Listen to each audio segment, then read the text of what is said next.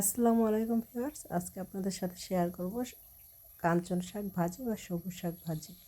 এই জন্য চুলায় একটা প্যান বসিয়ে দিয়েছি আর পেঁয়াজ আর রসুনের কুচিটা দিয়ে দিয়েছি।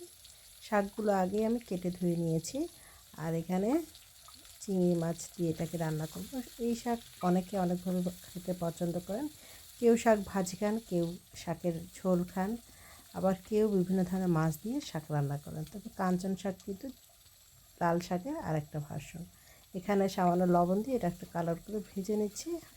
সামান্য কালার হয়ে গেলে এখানে চিংড়ি মাছের খোসাগুলো আর সাথে কিছু চিংড়ি মাছ বেটে নিয়েছিলাম সেটা দিয়ে দিলাম। দিয়ে একটু ভালো করে নাড়িয়ে চাড়িয়ে নিচ্ছি। শাক কিন্তু আমাদের শরীরের জন্য শাক খাওয়া অনেক উপকারী। তবে শহরের চেয়ে গ্রামের মানুষ শাক একটু বেশি খায়। তবে এখন যারা স্বাস্থ্য সচেতন তারাও কিন্তু শাকটা সবসময় একটা পদ রাখে প্রতিদিন রান্নার।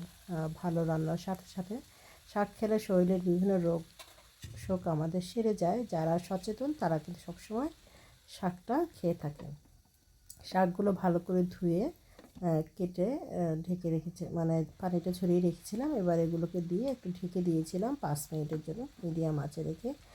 আর একটু শাকগুলোকে আমি একটু বড় করেই কেটেছি, যেহেতু এটা অনেক নরম থাকে শাকটা। আর এটা একদম সিদ্ধ হয়ে যায় অল্প আঁচেই। এখন কিছুক্ষণ এভাবে জাল করার পর এটাকে একটু নেড়ে চেড়ে দিব, যেহেতু শাকটা কিন্তু সহজেই সিদ্ধ হয়ে যাবে।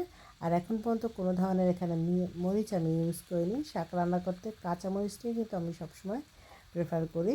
এখন সামান্য একটু পানি দিয়েছি, যেহেতু আমি একটু হালকা ভিজে ভিজে রাখবো শাকটা, হালকা ঝোল করে রান্না করব। এখন 5 থেকে 7টা কাঁচামরিচ মাঝখান থেকে কেটে দিয়েছি। মরিচগুলো একটু বড় সাইজের ছিল। আর এই শাক ভাজিতে বা শাক রান্নাতে একটু মরিচের পরিমাণটা ভালো হলে, মানে একটু ঝাল ঝাল হলে খেতে বেশি টেস্টি হয়।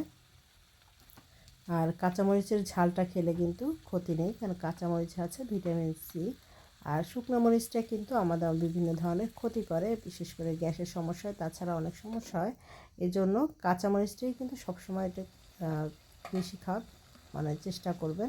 শাকটা কিন্তু আমার রান্না হয়ে গেছে, দেখুন একদম সিদ্ধ হয়ে নরম হয়ে গিয়েছে আর কিছুটা ঝোলও আছে।